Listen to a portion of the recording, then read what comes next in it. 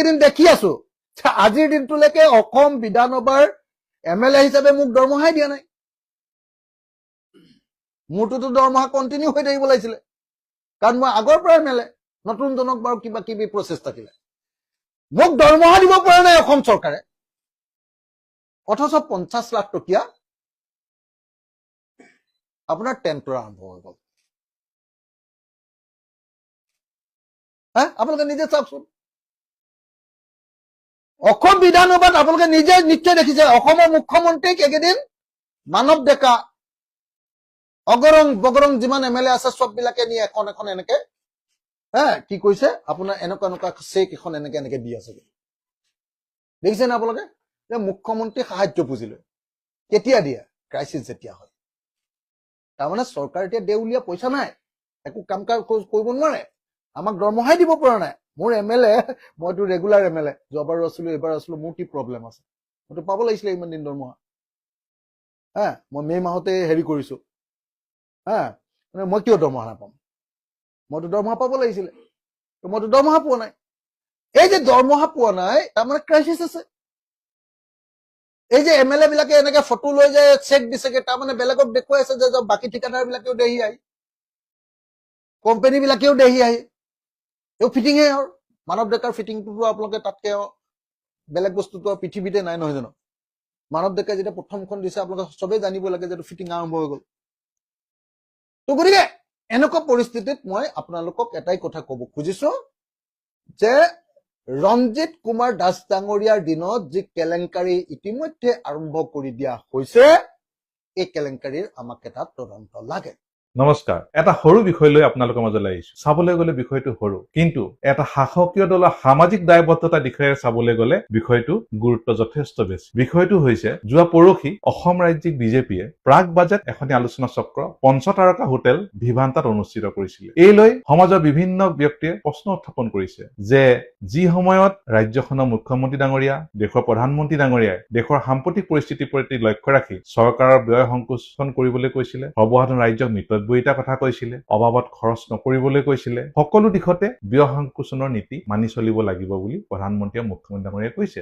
এই বিষয়ে তেওঁলোকে সংবাদ মাধ্যমৰ সন্মুখত কেনেদৰে কৈছে আমি সকলোৱে জানো কিন্তু তাৰ পিছতো শাসকীয় বিজেপি দলে পঞ্চতাৰকা হোটেলত অসম চৰকাৰৰ বাজেট দাখিলৰ পূৰ্বে প্ৰাক বাজেট আলোচনা অনুষ্ঠিত কৰাৰ যুক্তিযুক্ততা আছেনে ইয়াৰ প্ৰয়োজন আছিলেনে বাৰু এই বিষয়ে বহুতে প্ৰশ্ন কৰিছে বহুতে কৈছে এই বিষয়ত এজন বিৰোধী দলৰ সদস্য হিচাপে বা সাধাৰণ নাগৰিক হিচাপে আমিও ক'ব বিচাৰো যে বিজেপি দলৰ নিজৰে ইমান উচ্চ মানদণ্ডৰ ৰাজ্যিক কাৰ্যালয় আছে তাতে ডাঙৰ প্ৰেক্ষাগৃহ থকা আমি দেখিছো বিভিন্ন সংবাদ মাধ্যমৰ ফটোত দেখিছো তাৰোপৰি চৰকাৰী প্ৰেক্ষাগৃহ আছে চৰকাৰী হল আছে বিভিন্ন ধৰণৰ তেওঁলোকে পঞ্চতাৰকা হোটেলত এই অনুষ্ঠান অনুষ্ঠিত নকৰি বা এই আলোচনা অনুষ্ঠিত নকৰি তাতোতো কৰিব পাৰিলেহেঁতেন শাসকীয় দল হিচাপে তেওঁলোকে অসমবাসী ৰাইজক আদৰ্শ দেখুৱাব পাৰিলেন যে আমি এনেধৰণে ব্যয় সংকোচন কৰিছো আমি মিতব্যয়িতা নীতি মানিছো মুখ্যমন্ত্ৰীয়ে যেনেদৰে কৈছে আমি তেনেধৰণে কৈছো কিন্তু আপোনালোকে বা বিজেপি দলে তাৰ পৰিৱৰ্তে কি দেখুৱালে কিন্তু সাম্প্ৰতিক যিটো পৰিস্থিতি দেশৰে হওক ৰাজ্যৰে হওক যিটো ৰাজ্যৰ মুখ্যমন্ত্ৰী ডাঙৰীয়াই কৈছে যে কিন্তু চৰকাৰী বিদেশ ভ্ৰমণৰ ক্ষেত্ৰতো সেমিনাৰ বা কনফাৰেন্সত আমি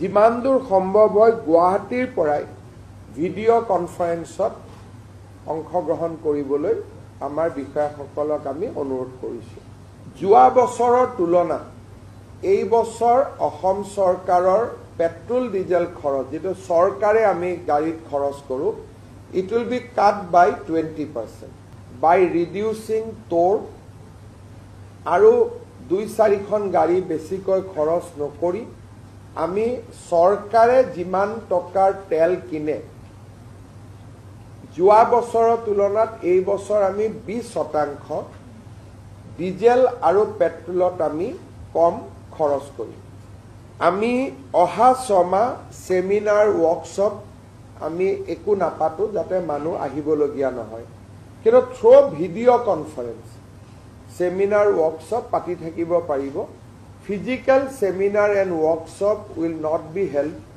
ফৰ নেক্সট 6 months তাৰ নিজ দলৰ চৰকাৰখনৰ মুখ্যমন্ত্ৰী ডাঙৰীয়া আহ্বান জনোৱাৰ পাছতো ৰাজ্যিক বিজেপিয়ে প্ৰাক বাজেট আলোচনা চক্ৰখন কিয় 5 ষ্টাৰ হোটেলত পাতিবলগীয়া হ'ল সি এক প্ৰশ্নবোধক চিন। সেইকাৰণে ৰাইজে প্ৰশ্ন কৰিছে। ৰাজ্যিক বিজেপিয়ে আয়োজন কৰা এই প্ৰাক বাজেট আলোচনা চক্ৰত ৰাজ্যিক বিজেপি সভাপতি দিলীপ শইকীয়া ডাঙৰীয়া আৰু অসম চৰকাৰৰ বিত্তমন্ত্ৰী জয়ন্ত মল্ল ডাঙৰীয়া উপস্থিত আছিল। অহা 6 তাৰিখৰ পৰা অসম বিধানসভাৰ অধিৱেশন হ'ব, তাত বাজেট অধিৱেশন হ'ব। হয়তো 10 জুলাই তাৰিখে অসমৰ বাজেট উপস্থাপন কৰিব অসম চৰকাৰে বিত্তমন্ত্ৰী ডাঙৰীয়াই। তাৰ পূৰ্বে অসম বিজেপিয়ে ভিভান্তা তাজ হোটেলত, যিখন 5 ষ্টাৰ হোটেল, তাত অসমৰ বিভিন্ন ক্ষেত্ৰৰ ব্যক্তিক মাতি আনি প্ৰাক বাজেট আলোচনা চক্ৰখন অনুষ্ঠিত কৰিছে। হয়, বাজেটখন দিয়াৰ পূৰ্বে বিভিন্ন ক্ষেত্ৰৰ মানুহৰ লগত বাজেট কেনেকৈ তেওঁলোকে বনাব, কি বিষয় উপস্থাপন কৰিব, এই বিষয়ে আলোচনা কৰাৰ প্ৰয়োজনীয়তা আছে। ইয়াক কোনো আমি ওলাই কৰিব নোৱাৰো, এইটো একদম প্ৰয়োজনীয় কথা। কিন্তু যিটো সময়ত মুখ্যমন্ত্ৰী ডাঙৰীয়াই মিতব্যয়িতাৰ কথা কৈছে, সেই সময়তে শাসকীয় বিজেপি দলটোৱে উদাহৰণ দেখাব লাগিছিলে। তেওঁলোকে 5 ষ্টাৰ ভিভান্তাৰ পৰিৱৰ্তে নিজৰ কাৰ্যালয়তে তেওঁলোকে ইমান বৃহৎ বা চৰকাৰী বহুত প্ৰেক্ষাগৃহ আছে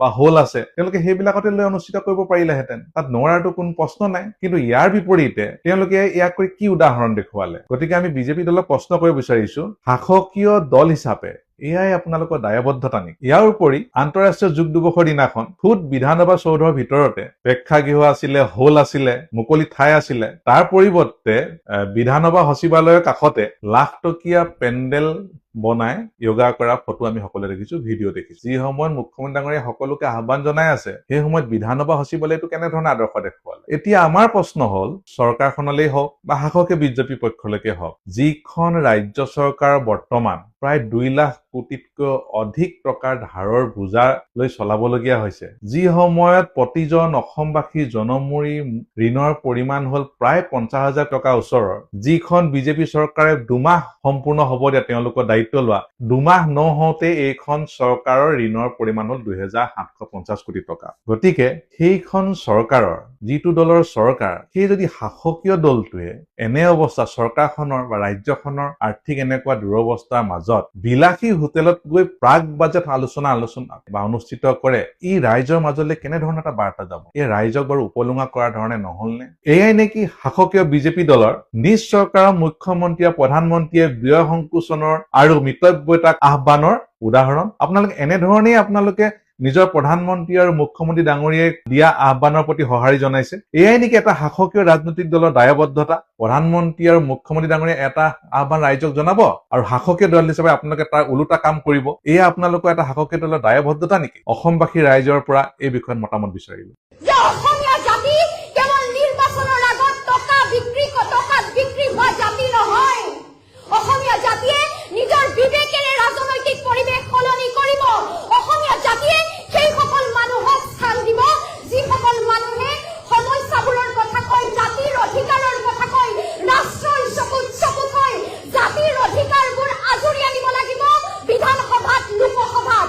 সেই অধিকাৰবোৰ আজুৰি আনিব খোজা যিসকল ৰাজনৈতিক নেতা, সেইসকল ৰাজনৈতিক নেতাক জাতিয়ে স্থান দিব, জাতিয়ে মান দিব, এয়া মোৰ বিশ্বাস। গতিকে ৰাষ্ট্ৰৰ চকুত হৈ মেৰুদণ্ড পোনাই শীৰ্ণতন নকৰি অসমীয়া জাতিৰ অধিকাৰবোৰ, আমাৰ সম্পদৰ অধিকাৰ, ভূমিৰ অধিকাৰ, খিলঞ্জীয়াৰ সুৰক্ষা, জনগোষ্ঠীৰ অধিকাৰ, জনজাতিৰ অধিকাৰবোৰ আমি আজুৰি আনিব পাৰিব লাগিব। কোনোবা নাগপুৰৰ হাতৰ আঙুলিৰ ঠালত নাছিলে, কোনোবাই কেইখনমান আসন দিব নিজৰ গাদীৰ সুৰক্ষিত কৰিব খোজা নেতাসকলৰ বিপৰীতে প্ৰত্যাহ্বান হৈ উঠিব খোজা এটা প্ৰজন্ম ওলাই আহিব লাগিব, যি সাহসেৰে দিল্লীত কব যে নহব, অসমীয়া জাতিয়ে শীৰ্ণত কৰি কাৰোবাৰ আঙুলিৰ ঠাৰত নাচি গাদী সুৰক্ষা হোৱা স্বাৰ্থলোভী সুবিধাবাদী নেতাৰ ওচৰত নিজক বিক্ৰী হবলৈ নিদিয়ে। অসমীয়া জাতিয়ে বিষ্ণু ৰাভাই দেখুওৱা পথেৰে, জ্যোতিপ্ৰসাদে দেখুওৱা পথেৰে আগবাঢ়ি যাব। জুবিন দাই কোৱা বাটেৰে আমি খোজ লম। অসমীয়া জাতিয়ে যিদৰে সেইসকল মানুহক মৰম দিলে, মই ভাবো যে অনাগত দিনত জাতিৰ বাবে সৰ্বস্ব ত্যাগ কৰি উজাৰি দি কষ্ট কৰিব খোজা মানুহক এই মন্দিৰ, নামঘৰ এইবোৰ যে কোনে বনায়? আহেনে আমাৰ অসমীয়া মানুহ? আছেনে তেনেকুৱা মিস্ত্ৰী? সেন্দুৰৰ মূল্য বুজি পাওঁ জানো? সেন্দুৰ যে বেচিবলৈ আহিছ, একদম এতিয়াই উঠা দোকান। সেন্দুৰৰ মূল্য বুজি নাপাওঁ আৰু ইয়াত সেন্দুৰ বেচিবলৈ আহিছ। তাতে কথা এটা হ'ল নহয়, ঠিক আছে বাৰু, সেন্দুৰৰ মূল্য বুজি নাপায় কোনে? মিয়াই। সেইকাৰণে সেন্দুৰ বেচিবলৈ আহিছে। এই মন্দিৰ, নামঘৰ এইবোৰ যে কোনে বনায়? আহেনে আমাৰ অসমীয়া মানুহ? আছেনে তেনেকুৱা মিস্ত্ৰী? কোনে বনায়? চব মিয়াই বনায়। মিয়াই নহ'লে দেখোন কামেই নচলে। আমাৰ অসমীয়া কৰ্ম নকৰিব। নামঘৰ, মন্দিৰ ইমান ধুনীয়া ধুনীয়া ডিজাইন কোনে বনায়? চব মিয়াই বনায়। তেতিয়া কিয় নাযায় ক'বলৈ যে এই মন্দিৰৰ মূল্য বুজি পাওঁ নেকি, নামঘৰৰ মূল্য বুজি পাওঁ নেকি? মিয়াহঁত তহঁতে নামঘৰ আৰু মন্দিৰ বনাবলৈ আহিছা? ক'বলৈ বহুত সহজ। নবহে কিয় আমাৰ অসমীয়াবিলাক সেন্দুৰলৈ? কিয় নবহে? কেৱল ক'লেই নহ'ব, অসমীয়াৰ লাজ লাগে। অম্বুবাচী মেলাত কিয় সেন্দুৰ লৈ বহিম, কিয় মালা লৈ বহিম? আমাক অসমীয়া লাজ দিব নহয়, হাঁহিব নহয় ওচৰ চুবুৰীয়া মানুহে। ক'বলৈ বহুত সহজ। কৰ্ম কৰিছে মিয়াই, কৰিবলৈ দিয়ক। পেটৰ কাৰণে কৰি আছে, লুটি খাবলৈ নহয়। অসমীয়া মাটি কাটিব পাৰিব? কোৰ লৈ, ইমান ডাঙৰ ডাঙৰ কোৰ লৈ? নেকাটে। নোৱাৰে নোৱাৰে। পুখুৰীত মাছ ধৰিব পাৰিব, মাছ বেচিব পাৰিব। ফুচনি যে ধৰা শাকৰ ফুচফুচনি সাৰ, সেই ফুচফুচাইহে আছে, একো কৰিব নোৱাৰে। তহঁতে উস্তাদি কৰি পেলাই বক্তৃতা দিছ, ভাষণ দিছ, উল্টা পুল্টা কথা কৈছ, মিয়াক বদনাম কৰিছ, কৰি থাক। সেইটো তহঁতৰ মনৰ কথা। কিন্তু আচলতে কি কৰিব লাগে গম পাইছনে? তেনেকে কথা ক'লে নহ'ব, তেনেকে কামো কৰিব লাগিব। ইমান ডাঙৰ ডাঙৰ লেকচাৰ দিবলৈ কোনো প্ৰয়োজন নাই। কাম কৰি পেলাই দেখা। মিয়াক এনে গালি দিব নালাগে, বুজিছ নাই? মিয়াক গালি দিলে তহঁতৰ একো উপকাৰ নহয়। মিয়াক গালি দিয়া মানে তহঁতে নিজৰ অপকাৰ নিজে কৰি লৈছ। সেইকাৰণে মিয়াক উৎসাহ দিছ। 5-6লৈকে পঢ়ি পেলাই স্কুল এৰি দিয়ে। এতিয়া প্ৰত্যেকটো অনুষ্ঠানতে যাচোন, মিয়াই চব দখল কৰিলে। আৰু কেইদিনমানৰ পিছত মিয়া অধিকাৰী হ'ব, চব এপইণ্টমেণ্ট মিয়া মানুহে পাব। আৰু তহঁতে তেনেকে লেকচাৰ মাৰোঁতে, আন্দোলন কৰোঁতে তহঁতৰ জীৱন যাবগৈ। সেইকাৰণে সাৱধান হৈ যায়, এতিয়াও সময় আছে। পঢ়া শুনাৰ ক্ষেত্ৰত আগবাঢ়। এতিয়া বহুতে আমাক ক'ব এই দুটা বোলে মিয়া বোলে, এই দুটা মিয়া মিয়ানী বোলে এইবিলাক ভিডিঅ' বনাবলৈ আহিছ। তাৰপিছত আমাৰ নাম সলনি কৰি দিব। কৰিম, নাম কৰ্ম সলনি কৰিব কৰিলে লাগিব। কৰ্ম সলনি নহয়। সেইটোৱে কথা। নিজৰ ভাৱনা, নিজৰ প্ৰিন্সিপল এইবিলাক সলনি নহয়। আমি যি কৰোঁ ভালকৈ চিন্তা কৰি পেলাই কৰোঁ। দেশৰ উন্নতিৰ কাৰণে, নিজৰ উন্নতিৰ কাৰণে, সকলোৰে উন্নতিৰ কাৰণে কৰোঁ। তোমালোকৰ নিচিনা নহয় কাৰোবাক টাৰ্গেট কৰি পেলাই কথা কোৱা। কিমান সহজ বা। কোনোবাই যদি বেয়া কাম কৰে আমি তাক লক্ষ্য কৰি তেখেতৰ বিষয়ে কমেই কথা। এতিয়া চাওক, অসম উত্তৰ পূৰ্বাঞ্চলে 5খনকৈ বহিঃৰাষ্ট্ৰৰ সৈতে সীমা ভগাই লৈছে। চাইনা, নেপাল, ম্যানমাৰ, ভূটান, বাংলাদেশ 5খনকৈ ৰাষ্ট্ৰৰ সৈতে সীমা চোৱা এনেকুৱা ধৰণৰ ভৌগোলিক অৱস্থানত থকা অঞ্চল পাবলৈ বিৰল। তাৰ পাছতো অসম উত্তৰ পূৰ্বাঞ্চলত আজিলৈকে ফৰেইন পলিচি বা ইণ্টাৰনেশ্যনেল ৰিলেশ্যন পঢ়িবৰ কাৰণে পৰিকল্পিত কোনো আঁচনি নহ'ল। আমাৰ খনিজ সম্পদত অসম চহকী বুলি সৰুৰে পৰাই পাঠ্যপুথিত পঢ়িহে আহিছোঁ। সেই খনিজ সম্পদৰ সম্ভাৱনা, তাক লৈ সৃষ্টি হ'ব পৰা সংস্থাপন সন্দৰ্ভত গৱেষণাৰ কাৰণে কোনো মাইনিং ইনষ্টিটিউট আজিলৈকে নহ'ল। এতিয়া ইকনমিক জিঅ'গ্ৰাফীৰ কথাটো কৈছোঁ, সেইটো এটা উদাহৰণহে, তেনেকুৱা আৰু বহুত হ'ব পাৰে। এতিয়া ভূগোল সকলোৱে পঢ়ি আছোঁ, ভূগোলৰ লগত অৰ্থনীতি সংলগ্ন কৰাৰ কথা কৈছোঁ। ইতিমধ্যে কাউন্সিলৰ ফালৰ পৰা আৰম্ভও কৰিছে। ক্লাছ 11ত এখন পাঠ্যপুথি তেওঁলোকে প্ৰণয়ন কৰিছে, প্ৰয়োজনীয়। এতিয়া তেজপুৰৰ লিচু অসমৰ লগতে বাহিৰলৈ, বিদেশলৈ ৰপ্তানি হৈছে, আমি গৌৰৱবোধ কৰিছোঁ।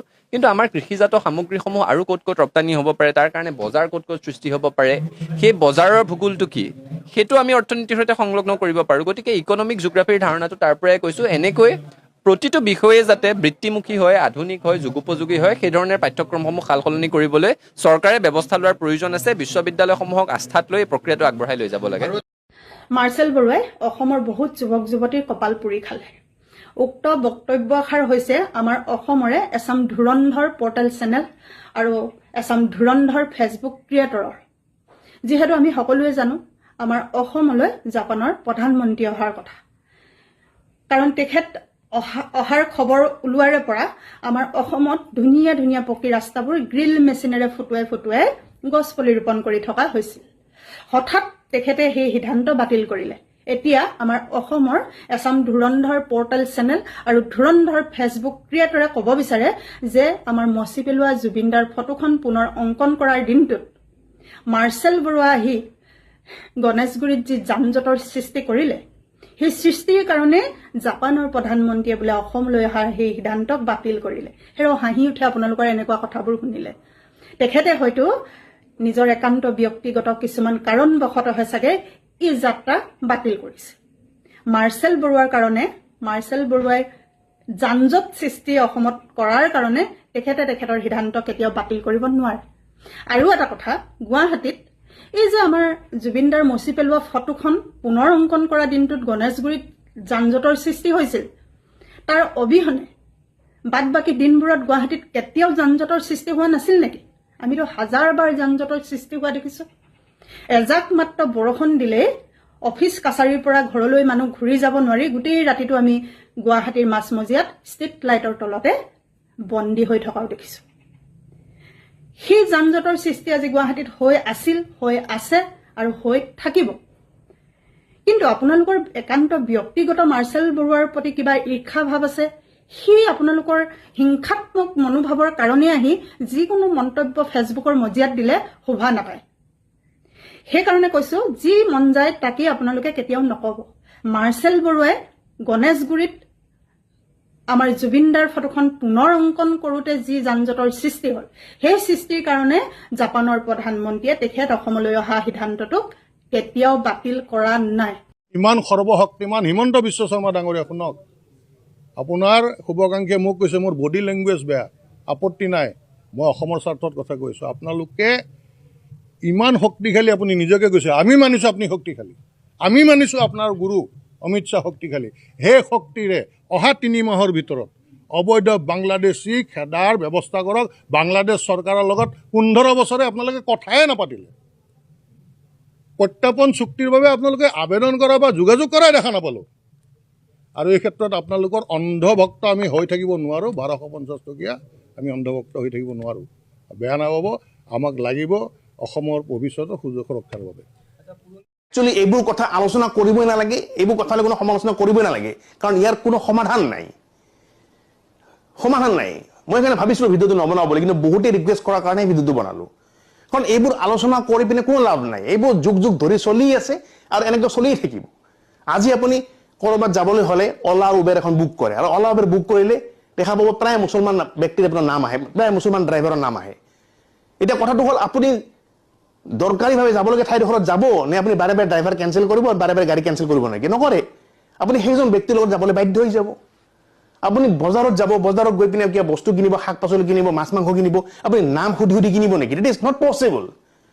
আপুনি এখন বিয়াত গৈছে, সেই বিয়াত অহা যি মুৰ্গী, সেই মুৰ্গী আপোনাৰ মুছলমান ঘৰৰ পৰা আহিছে না হিন্দু ঘৰৰ পৰা আহিছে? সেই বিয়াত যি ৰান্ধনীয়ে আপোনাৰ খানা বনাই আছে, মুছলমান ব্যক্তিয়ে খানা বনাই আছে নে হিন্দু ব্যক্তিয়ে খানা বনাই আছে? বা কেটাৰিং ছাৰ্ভিচ যি আপোনাৰ ৰেষ্টুৰেণ্টৰ পৰা, হোটেলৰ পৰা খানা আহিছে, সেয়া আপোনাৰ কোনে বনাইছে? ৰেষ্টুৰেণ্টত বা হোটেলত কোন মুছলমান ব্যক্তিয়ে বনাইছে, হিন্দু ব্যক্তি বনাইছে? সেইবোৰ সোধা পোছা কৰি পিনে আজিৰ যুগত চলাটো সম্ভৱ নেকি? Not possible. গতিকে যিটো পচিবল নহয়, সেইটো বিষয়ে আলোচনা কৰি, সেইটো বিষয়ে কথা পাতি, সেইটো বিষয়ে বিতৰ্ক কৰি কি লাভ? যুগ যুগ ধৰি পিনে আপোনাৰ হিন্দুৱে হওক, মুছলমানে হওক, খ্ৰীষ্টানে হওক, তেনেকৈ চলি আছে আপোনাৰ ভাৰতবৰ্ষৰ সকলোৰে। ভাৰতবৰ্ষৰ পৃথিৱীত চলি আছে। কোনোবা হিন্দু মানুহৰ লগত মিলি চলি আছে, কোনোবা মুছলমান মানুহ মিলি চলি আছে। সেইটো আলোচনা কৰা কি দৰকাৰ? সমালোচনা কৰা কি দৰকাৰ? ভিডিঅ' বনাই পিনে আপুনি দেখুওৱা কি দৰকাৰ? ক'ব পাৰিব নেকি কোনোবা ব্যক্তিয়ে, কোনো মুছলমান ব্যক্তিয়ে ক'ব পাৰিব নেকি যে হিন্দু ব্যক্তি নোহোৱাকৈ আমি চলিব পাৰিম বুলি? জীৱনত ক'ব নোৱাৰে। ঠিক তেনেকৈ কোনোবা হিন্দু ব্যক্তিয়ে ক'ব পাৰিব নেকি যে কোনোবা মুছলমানৰ সহায় নোহোৱাকৈ আমি চলিব নোৱাৰিম বুলি? জীৱনত কৰিব নোৱাৰে, জীৱনত ক'ব নোৱাৰে। চ' এইবোৰ ভেদভাৱ কোনে কৰে? পলিটিচিয়ানবিলাকেহে কৰে। যিবিলাক পলিটিচিয়ান, ৰাজনীতিবিদ আছে, তেওঁলোকেহে ভেদভাৱ কৰে, তেওঁলোকেহে মানুহৰ মাজত কাজিয়া লগাই দিয়ে হিন্দু মুছলমানৰ মাজত। এজন সাধাৰণ নাগৰিক যদি আপুনি ভাল নাগৰিক, ভাল ব্যক্তি, নিজকে যদি বুদ্ধিমান বুলি ভাবে, এইবোৰ আলোচনা কৰিবই নালাগে। কাৰণ এইবোৰ আলোচনা কৰিলে আমাৰ সৰু সৰু যিবিলাক উঠি অহা ল'ৰা ছোৱালী আছে, সিহঁতৰ মাইণ্ডবোৰ বেয়া হৈ যায়। সেইটোৱে কথা। কোনেও কাকো এৰি পিনে চলিব নোৱাৰে এই পৃথিৱীত। যিহেতু এই পৃথিৱীত সকলো মানুহে পৰস্পৰৰ পৰা নিৰ্ভৰশীল কৰি চলি আছে। এখন দেশে আপোনাৰ অকলে চলিব নোৱাৰে যে মই অকলে চলিব পাৰিম মই পৃথিৱীত, মোক কাৰো সহায় নালাগে। এখন দেশে আন এখন দেশৰ সহায় লৈ চলিব লগা হৈছে। সেই ক্ষেত্ৰত আমি মানুহ আমি চলিব লাগিব নেকি? গতিকে ইমান হিন্দু মুছলিম কৰি লাভ নাই। কোনে ক'ত কি বিক্ৰী কৰিছে, কোনে ক'ত কি বিক্ৰী কৰা নাই, সেইবোৰ মাথা মাৰি লাভ নাই। নিজৰ ধৰ্মটোক আপুনি সন্মান কৰক, নিজৰ ধৰ্মত আপোনাৰ যেনেকৈ চলিব হৈছে তেনেকৈ চলি আগবাঢ়ি যাওক। যদি অফক'ৰ্চ কিবা বেয়া দেখিছে, সেইটো আপুনি ভইচ ৰেজ কৰক, সেইটো আপুনি কথা পাতক। কিন্তু সেই বুলি আপুনি ভিডিঅ' কেমেৰা কৰি বহুত ধৰণৰ হাই হুল্লা কৰি গোটেই অসমক দেখুৱাটো ঠিক হোৱা নাই। কিয় বিক্ৰী কৰিবি? হিন্দুৰ কিয় বিক্ৰী কৰিবি? তই মুছলিম হয় নে নহয়? যা উঠ মানে এইবিলাক কি? এই কি লেখা আছে তই কচোন? তাৰ মাল হক, তহঁতে কচোন কি লেখা আছে এইবিলাক? নাজানা যদি কিয় বিক্ৰী কৰি আছা? কিয়? এইবিলাক নাজানা যদি কিয় বিক্ৰী কৰি আছা? চ' সেই মাইকী দুগৰাকীয়ে যে আপোনাৰ দেখিছে যে কামাখ্যা মন্দিৰৰ তলত মুছলমান ব্যক্তি আপোনাৰ সেন্দুৰ বিক্ৰী কৰি আছিল, জয় শ্ৰীৰাম লিখা থকা আপোনাৰ কাপোৰ বিক্ৰী কৰি আছিল সেই মাইকীজনী হয়তো আপোনাৰ মনত অকণমান দুখ পাইছিল যে যি এটা পবিত্ৰ মন লৈ পিনে আমি কামাখ্যা মাৰ ওচৰত গৈ পিনে দৰ্শন ল'ম যি পবিত্ৰ মন এটা লৈ পিনে আপুনি কামাখ্যা মাৰ ওচৰত গৈ পিনে যিবোৰ সামগ্ৰী আমি তেওঁৰ চৰণত আমি অৰ্পণ কৰিম গতিকে সেই বস্তুখিনি আমি এনেকুৱা ঠাইৰ পৰা কিনিব লাগে বা এনেকুৱা ঠাইৰ পৰা বা এনেকুৱা মানুহৰ পৰা ল'ব লাগে যে সেই ঠাইডোখৰ বা সেই মানুহকেইজন আপোনাৰ পবিত্ৰ হয় তেতিয়াহে আমাৰ মনটো ভাল লাগিব আৰু এইটো এটা বিশ্বাস হয় আপুনি লাগে ঘৰৰ পৰা গা ধুই আহক লাগে গা ধুই নাহক লাগে আপুনি অপবিত্ৰ হৈ আছে কিন্তু আপোনাৰ মনত এটা বিশ্বাস আছে যে মই ভগৱানৰ ওচৰত গৈ আছো মই ভগৱানৰ ওচৰত পূজা দিম গতিকে মই যিখিনি পূজা সামগ্ৰী ল'ম মই সেইখিনি ভাল ঠাইৰ পৰা ল'ব লাগে ভাল ব্যক্তিৰ পৰা ল'ব লাগে গতিকে সেই সময়ত যদি আপুনি দেখিছে যে লেতেৰা পেতেৰা ঠাইত আপোনাৰ সেন্দুৰ পৰি আছে লেতেৰা পেতেৰা ঠাইত আপোনাৰ জয় শ্ৰীৰাম লিখা থকা কাপোৰ পৰি আছে যি কাপোৰ আপুনি গৈ পিনি কামাখ্যা মাক দিব বা ভগৱানক দিব আপুনি তো আপোনাৰ মনটো অলপ হ'লে বেয়া লাগিবই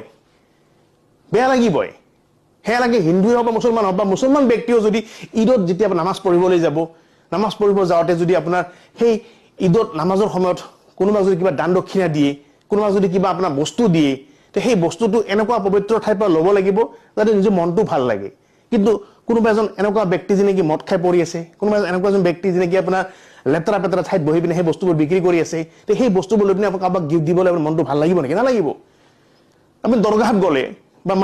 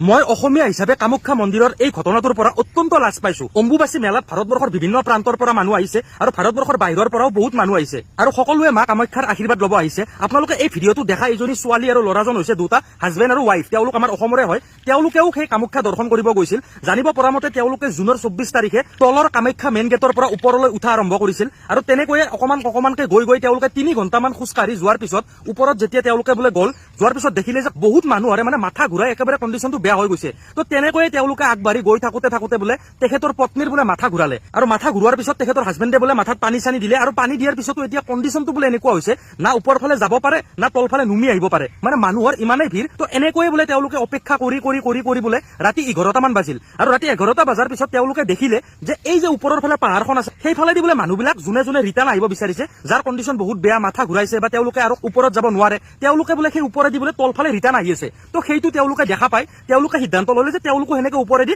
তলত গুচি আহিব। চাওক, এইটো কোনো বেয়া কাম কৰা নাই। তেওঁলোকে যদি মানুহবিলাক সেনেকে ইমান কষ্ট কৰি ওপৰত গৈ থকাৰ পিছত তেওঁলোকে যদি সেনেকে আগত যাব বিচাৰিছিল যে আমি সকলোতকৈ আগত গৈ কামাখ্যা মাক দৰ্শন কৰিম, তেতিয়াহ'লে তেওঁলোকৰ ভুল হ'ল। কিন্তু তেখেতৰ পত্নীৰ মাথা ঘূৰাইছে, ইমান এটা বেয়া কণ্ডিশ্যনটো তেওঁলোকে ওপৰত নাযাওঁ বুলি তলফালে আহিম বুলি সিদ্ধান্ত ল'লে আৰু সেইকাৰণে যিহেতুকে মানুহবিলাকৰ মাজে অহাটো সম্ভৱ নহয়, তো সেইকাৰণে ওপৰেদি গ'ল আৰু ওপৰেদি যোৱাৰ কাৰণে এচাম ব্যক্তিয়ে কি কৰিছে, তেওঁলোকৰ হাতত থকা সেই পানী বটল মহিলাটোক গাত বেয়াকে মাৰিছে আৰু ল'ৰাজনে কৈছে, এটা ভিডিঅ' বনাইছিল এই ল'ৰাজনে, তো ল'ৰাজনে কৈছে যে আপোনালোকেতো ভিডিঅ'ত এটা পানী বটল দেখিছে, কিন্তু তাৰে আশে পাশে থকা বহুত মানুহে পানী বটল মাৰিছে আৰু তাৰে মাজৰে এটা পানী বটল তেখেতৰ পত্নীৰ মাথাত লাগিছে। যে চাওক, অলৰেডি সেই ছোৱালীজনীৰ মাথা ঘূৰাই আছে, তাৰপিছত এনেকে পানী বটল লগাৰ পিছত তেখেতে অকমান বেহুচ হৈ যোৱাৰ নিচিনা হৈছে। গতিকে ইয়াৰ পৰা এটা কথা ক'ব বিচাৰো, সেইখিনি সময়ত যোনে পানী বটল মাৰিছে আৰু সেইখিনি ঠাইত যোন মানুহ উপস্থিত আছিল তেওঁলোকক ক'ব বিচাৰো, আপোনালোকে কামাখ্যা মাক দৰ্শন কৰিব গৈছে, একচুৱেলি আপোনালোকে কামাখ্যা মাক দৰ্শন কৰিব পৰা যোগ্যৰ মানুহ নহয়। আপোনালোকে কামাখ্যা মাৰ দৰ্শন কৰিব গৈ এনেকৈ যদি এগৰাকী মহিলাক যদি আপোনালোকে অত্যাচাৰ কৰে, এনেকুৱাকে যদি এগৰাকী মহিলাক যদি আপোনালোকে অপমান কৰে, তাৰে পিছত আপোনালোকে ভাবেনে যে আপোনালোকে সেই দৰ্শন কৰিব গৈ কিবা লাভ আছে বুলি? তেওঁলোকে কি ইমান ডাঙৰ অপৰাধ কৰিলে? তেওঁলোকে ৰিটাৰ্ণ ঘৰত আহিব বিচাৰিছিল। গতিকে এবাৰ আপোনালোকে ভাবিব যে সেইখিনি সময়ত যোন মানুহ আছিল, মা কামাখ্যাই আপোনালোকক চাব, আমি একো ক'ব নালাগে। আপোনালোকে যোনে এনেকুৱা কৰিছে, মহিলাগৰাকীক আপোনালোকে বটল মাৰিছে, আপোনালোকে এনেকে অপমান কৰিছে, সকলোকে মা কামাখ্যাই দেখাব, আমি একো নকওঁ। যদি আপোনালোকে মা কামাখ্যা দৰ্শন কৰিব গৈছে, তাৰে আগতে আপোনালোকক ক'ব বিচাৰিছো যে প্ৰথমতে আপোনালোকে মহিলাক সন্মান কৰিব শিকক, মহিলাক কেনেকে ব্যৱহাৰ কৰিব লাগে সেইটো শিকক, তাৰে পিছত মা কামাখ্যাৰ দৰ্শন কৰিব। প্ৰথমতে আপোনালোকৰ আশে পাশে থকা সেই মহিলাখিনিক সন্মান কৰিব শিকক, শ্ৰদ্ধা কৰিব শিকক। আপোনালোকে মহিলাক অপমান কৰি সন্মান নকৰি কামাখ্যা মাক দৰ্শন কৰিব গ'লে কেতিয়াও আপোনালোকৰ লাভ নহয়, বৰঞ্চ লছহে হ'ব। কামাখ্যা মায়ে আপোনালোকক খুদাই নেৰিব। গতিকে ভিডিঅ'টো আপোনালোকে যিমান পাৰে সিমান শ্বেয়াৰ কৰিব। সেই মানুহবিলাকৰ ওচৰলৈ এই ভিডিঅ'টো যাব লাগিব, যিবিলাক মানুহে সেইটো সময়ত এই তলৰ পৰা পানী বটল মাৰি আছিল আৰু ভিডিঅ' বনাই চাই আছিল। আৰু এবাৰ কমেণ্ট ছেকশ্যনত জয় মা কামাখ্যা বুলি লিখিব একেবাৰে নাপাহৰিব। বহুত ধন্যবাদ। জয় আই অসম, জয় জুবিন দা, জয় মা কামাখ্যা। মই অকণমান অসমৰ মাৰোৱাৰী সমাজৰ ইতিহাসৰ বিষয়েও আমাৰ অসমৰ নতুন প্ৰজন্মই যাতে জানিব পাৰে, তাৰ কাৰণে মই অকণমান আলোকপাত কৰিব বিচাৰিছো। বহুতে ভাবে যে অসমৰ মাৰোৱাৰী সমাজ যোৱা কেইটামান বছৰত অসমত আহি উপস্থিত হৈছে।